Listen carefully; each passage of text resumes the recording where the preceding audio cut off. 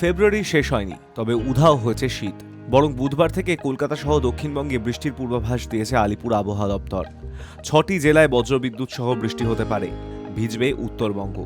সোমবার কলকাতার সর্বনিম্ন তাপমাত্রা ছিল 23.2 ডিগ্রি সেলসিয়াস, স্বাভাবিকের চেয়ে 4.5 ডিগ্রি বেশি। গত শুক্রবার এবং শনিবার তাপমাত্রা হঠাৎ কমে 17 ডিগ্রিতে নেমে গিয়েছিল, তারপর আবার পারদ চড়েছে। বজ্রবিদ্যুৎ সহ বৃষ্টির সতর্কতা জারি করা হয়েছে উত্তর 24 পরগনা, দক্ষিণ 24 পরগনা, পূর্ব মেদিনীপুর, পশ্চিম মেদিনীপুর, ঝাড়গ্রাম এবং বাঁকুড়ায়। এই জেলাগুলিতে হলুদ সতর্কতা জারি করা হয়েছে বুধ এবং বৃহস্পতিবারের জন্য। এছাড়াও কলকাতা, হাওড়া, হুগলি, পূর্ব বর্ধমান, পশ্চিম বর্ধমান, মুর্শিদাবাদ এবং নদিয়ায় হালকা থেকে মাঝারি বৃষ্টিপাত হতে পারে।